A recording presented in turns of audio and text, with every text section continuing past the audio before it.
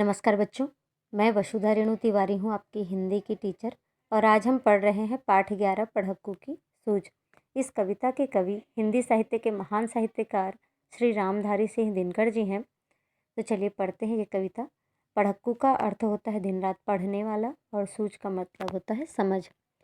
एक पढ़क्कू बड़े तेज थे, तर्कशास्त्र पढ़ते थे, जहाँ न कोई बात वहाँ भी नई बात गढ़ते थे।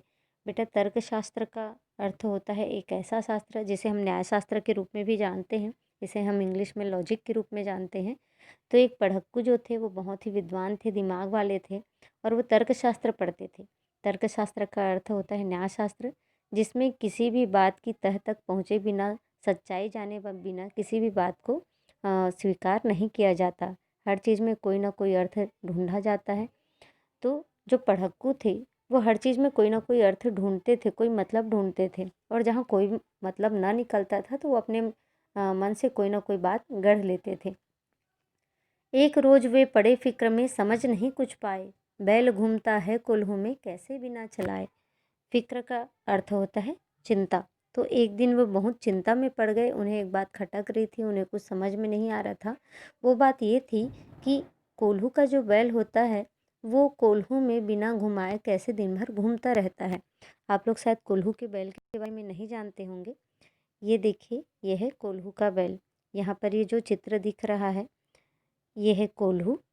ये पत्थर या लकड़ी का बना हुआ होता था, और ये बैल आप देख ही रहे हैं, बैल तो आप जानते ही हैं।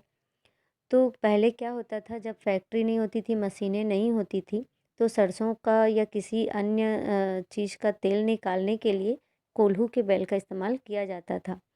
ये जो बीच में आप मशीन देख रहे हैं ये कोल्हू, तो इसमें सरसों वगैरह डाल दिया जाता था, और फिर उसमें बैल को फांद के वो बैल दिन भर घुमाया जाता था। तो बैल अपने आप दिन भर गोल गोल घूमता रहता था, और इससे तेल निकलता था, सरसों का तेल निकाला जाता था। तो ये बैल बहुत मेहनती होता था, ये बेचारा दिन भर काम करता था, दिन भर घूमता रहता था। इसलिए इसका मुहावरा भी बना हुआ है, जो दिन भर काम करता है, मेहनत करता है, उसे कोल्हू का बैल कहा जाता है। तो पढ़क्कू की चिंता इसी बात से थी कि बैल कोल्हू में बिना घुमाए कैसे अपने आप घूमता रहता है। कई दिनों तक रहे सोचते, मालिक बड़ा गजब है, सिखा बैल को रखा इसने, निश्चय कोई ढब है। तो वो कई दिनों तक सोचते रहे। फिर उनके मन में ये बात आई कि बैल का जो मालिक है वो बहुत ही बुद्धिमान है। उसने बैल को इसी तरह से ट्रेनिंग दी है, इस तरह से सिखाया है कि बैल बिना घुमाए ही, बिना चलाए ही दिन भर कोल्हू में घूमते रहता है। तो ढब का अर्थ होता है उपाय, तरीका। इसमें ज़रूर कोई ना कोई उसने दिमाग लगाया है, कोई ना कोई उपाय लगाया है, इसलिए बैल ऐसा अपने आप करता रहता है। आखिर एक रोज मालिक से पूछा उसने ऐसे, अजी बिना देखे लेते तुम जान भेद यह कैसे। तो एक दिन आखिर उन्होंने मालिक से पूछ ही लिया कि आप बिना देखे ये कैसे जान लेते हैं। कोल्हू का यह बैल तुम्हारा चलता या अड़ता है, रहता है घूमता खड़ा हो या पागुर करता है। तो आपका कोल्हू का जो बैल है वो दिन भर घूमता है या कहीं खड़ा हो जाता है अकड़ कर, ये आप कैसे जान लेते हैं। ये ज़रूरी तो नहीं कि आपने उसे लगा दिया कोल्हू में तो वो दिन भर घूमता ही रहे। हो सकता है ये खड़ा हो जाए और खड़ा होकर पागुर करने लगे। पागुर करने का अर्थ होता है बैल जो भी खाते हैं तो उसे वो तुरंत ही खाकर निगल नहीं जाते हैं। वो क्या करते हैं, अपने मुंह में दबाए रहते हैं और थोड़ी थोड़ी देर में उसे चबाते रहते हैं। तो इस खाने को चबाने को ही उनका पगुराना या पागुर करना कहा जाता है।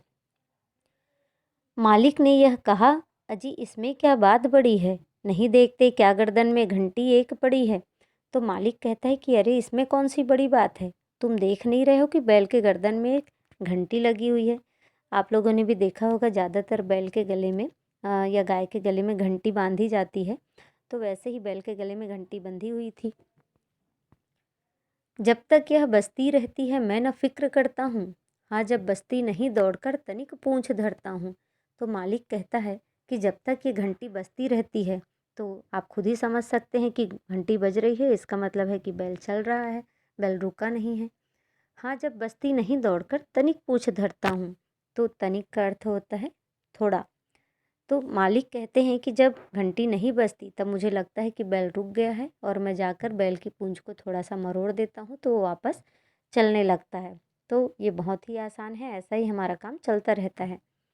कहा पढ़क्कू ने सुनकर, तुम रहे सदा के कोरे, बेवकूफ़ मंतिक की बातें समझ सकोगे थोड़े। तो पढ़क्कू ने उनकी बात सुनकर कहा कि तुम तो बेवकूफ़ हो। कोरे का मतलब होता है जिसके दिमाग में कुछ ना हो, जिसकी बुद्धि खाली हो। तो पढ़क्कू कहता है कि तुम तो बहुत बेवकूफ़ निकले, मैं तो तुम्हें बहुत ही दिमाग वाला समझ रहा था। मंतिक की बात, मंतिक नीचे आप देखेंगे किताब में मंतिक का अर्थ लिखा है तर्कशास्त्र। तो पढ़क्कू कहते हैं कि तुम बहुत ही बेवकूफ़ हो, तुम तर्कशास्त्र की बात ऐसे ही थोड़ी समझ सकते हो। अगर किसी दिन बैल तुम्हारा सोच समझ अड़ जाए, चले नहीं बस खड़ा खड़ा गर्दन को खूब ही लाए। गर्दन का अर्थ आप लोग जानते हैं क्या होता है, गला। तो पढ़क्कू कहता है कि अगर किसी दिन सोचो या तुम मान लो अगर बैल किसी दिन उसका मन ना हो चलने का और वो अड़ जाए कि उसको नहीं चलना है और एक जगह खड़ा हो जाए और बस खड़े खड़े अपने गर्दन को हिलाते रहे, तो गर्दन हिलेगा तो घंटी तो हिलती रहेगी और तुम्हें क्या लगेगा कि बैल चल रहा है और तुम तो धोखे में ही रह जाओगे और शाम को तुमको कुछ भी नहीं मिलेगा। घंटी टुन टुन खूब बजेगी, तुम न पास आओगे, मगर बूंद भर तेल सांझ तक भी क्या तुम पाओगे। सांझ का मतलब होता है शाम। तो पढ़क्कू कहता है कि बैल तो खड़ा रहेगा लेकिन गर्दन हिलाता रहेगा और घंटी इससे बजती रहेगी, लेकिन जब तुम शाम को देखोगे तो तुम्हें एक बूंद भी तेल नहीं मिलेगा। इस तरह बैल तुम्हें बेवकूफ़ बना सकता है। मालिक थोड़ा हंसा और बोला कि पढ़क्कू जाओ, सीखा है यह ज्ञान जहाँ पर वहीं इसे फैलाओ। तो मालिक हंसकर कहता है कि पढ़क्कू, तुमने जहाँ अपना ज्ञान सीखा है, जहाँ जिस स्कूल में तुमने पढ़ाई की है, अपना ज्ञान जाकर वहीं फैलाओ।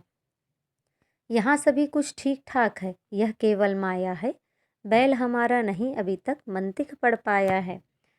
तो मालिक कहते हैं कि यहाँ ऐसा कुछ नहीं होता, हमारा बैल इतना पढ़ा लिखा समझदार नहीं है ना। माया का अर्थ होता है समझ, बुद्धि।